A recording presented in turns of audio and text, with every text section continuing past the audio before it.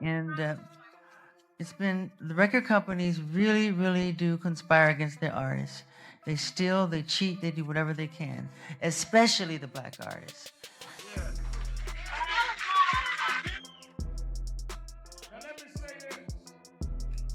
Sony Tommy Mottola.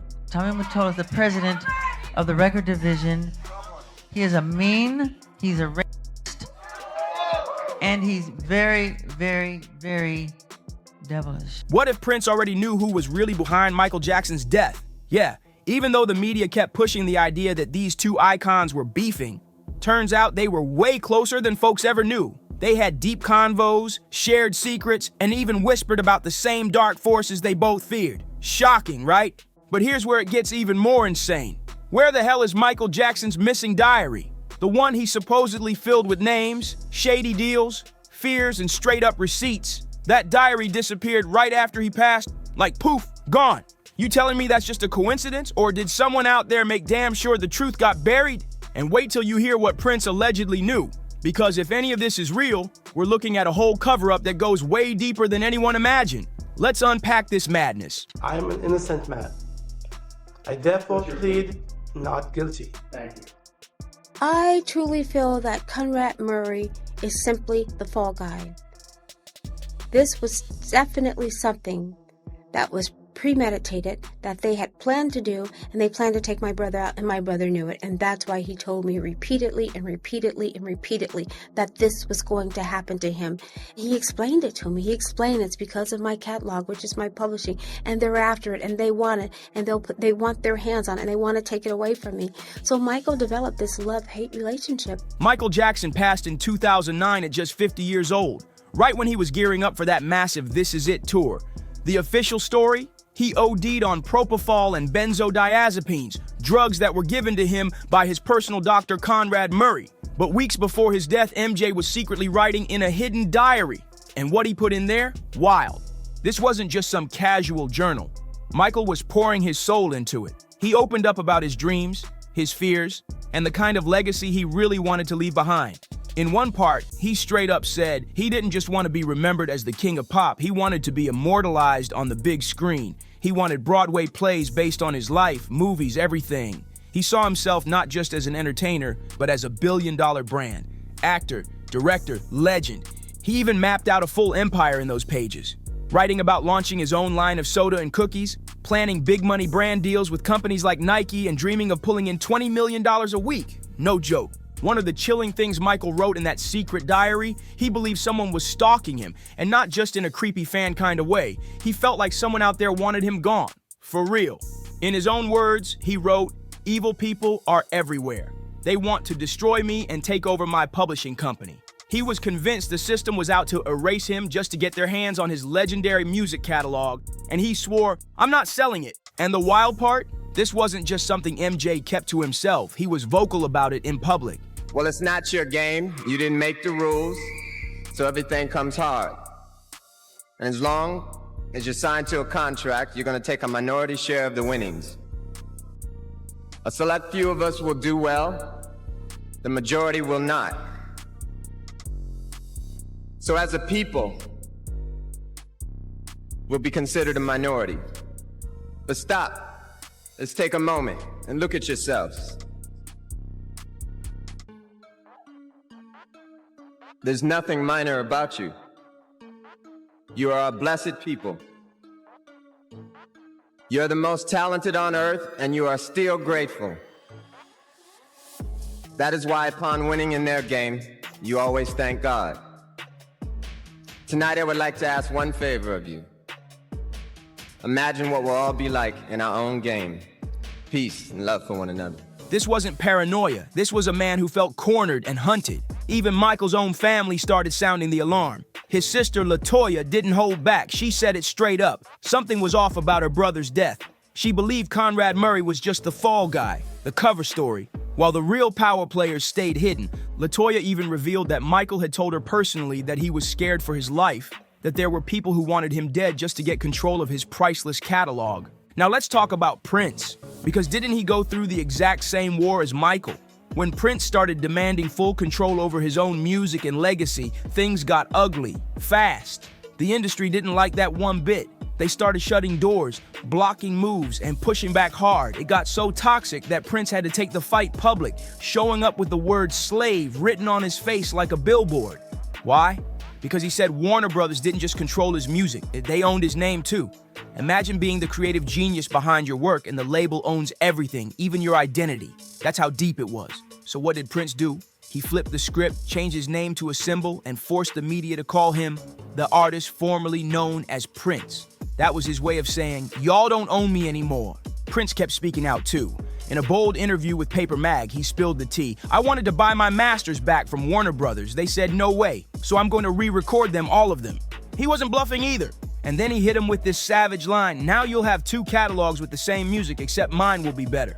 You can either give your money to WB or to NPG, your choice. At the end of the day, Prince and Michael were fighting the same exact battle, and maybe even against the same powerful people. And you better believe they talked about it behind closed doors. Now, some folks out there still swear Prince and MJ were hardcore rivals who couldn't stand each other, so the idea of them having deep convos might sound far-fetched. But let's not get it twisted. Yeah, the media loved to hype up their feud. It goes all the way back to 1985 when Michael invited Prince to join the We Are the World charity anthem, and Prince turned it down cold. That rubbed some people the wrong way.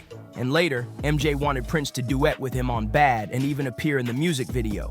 But Prince said no again, and that's when Wesley Snipes stepped in. That Wesley Snipes character, that would have been me. All right, now you run that video in your mind. The first line of that song is, your butt is mine. Your butt is mine. Now I said, who's gonna sing that to whom? Cause you sure ain't singing it to me. And I sure ain't singing it to you. So right there we got a problem. And there's more. During his 1988 Moonwalk memoir sessions, Michael did an interview where he low-key threw some shade. He said, I have proven myself since I was real little. He feels like he's my opponent. I hope he changes because, boy, he's gonna get hurt. Then he added something even darker. He's the type that might unlive himself or something. Michael didn't hold back when it came to Prince. He straight up called him one of the rudest people he'd ever met. MJ said Prince wasn't just cold toward him, but went out of his way to be nasty toward the whole Jackson family. Prince is very competitive, he said. He's been very mean and nasty to my family. So yeah, whatever tension was there, Michael felt it deeply. And then there's this wild story from legendary sound engineer David Z that really shows how petty things got between the two. According to him, there was a day when MJ pulled up to a studio in LA where Prince was working, and somehow, don't ask how, it turned into a heated ping pong match. At first it was light fun, but Prince flipped the switch and started roasting Michael during the game.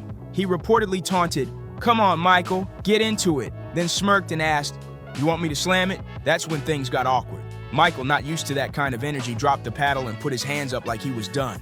As MJ walked out with his bodyguard, Prince didn't miss a beat. He started strutting around, chest out, and joked, "Did you see that?" He played like Helen Keller. There's another wild moment that adds fuel to this Prince versus MJ fire, and this one comes straight from Will.i.am.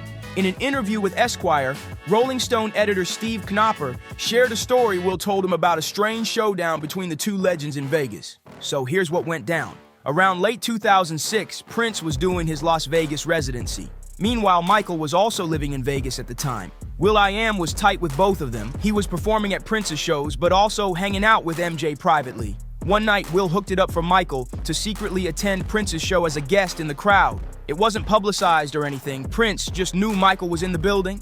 Mid-performance, Prince grabs his giant bass guitar, walks off the stage, and marches right into the crowd, right up to where Michael was sitting. Then boom! He starts doing aggressive slap bass in MJ's face like some kind of musical stare down. Prince wasn't smiling, it wasn't playful, it was a straight-up flex. The next morning, Will pulled up to Michael's house for breakfast, and they got to talking. Michael, clearly still heated, goes, "Will, why do you think Prince was playing bass in my face?" Like, he was genuinely baffled and a little hurt. Then Michael snapped and said, "Prince has always been a meanie. He's just a big meanie. He's never been nice to me." MJ went on, "Everyone says Prince is this great Renaissance man, and I'm just a song and dance man, but I wrote Billie Jean. I wrote We Are the World. I'm a songwriter too." When the news came that Michael had died, Prince was in rehearsal at Paisley Park. Prince cancels rehearsals, sent the band home, and for days locked himself in his bedroom and wouldn't come out and really didn't talk to them. So where did this whole Prince versus Michael beef even start? Most signs point to a chaotic night back in 1983, the moment that might have lit the fuse on everything. James Brown, the godfather of soul himself, was doing a live show and invited Michael Jackson up on stage. MJ was already in full superstar mode. Thriller had just dropped, and he was untouchable at that point. Now here's where things go sideways. Prince was also in the building that night. He hadn't dropped Purple Rain yet, but he was already rising fast. After Michael wowed the crowd with his smooth moves, he leaned into the mic and told James Brown to invite Prince up next. Seemed like a friendly pass-off, but what happened next? Total chaos. Prince walks up, grabs his guitar, and starts jamming, but something was off. The vibe just wasn't vibing. Then, boom, Prince rips off his shirt in true rock star fashion, but that didn't save it. At one point, he mistook a stage lamppost for a prop, leaned on it, and fell right into the crowd. Total flop moment. And now imagine how that felt for someone as proud and calculated as Prince. He reportedly stormed off thinking Michael set him up. It gets crazier.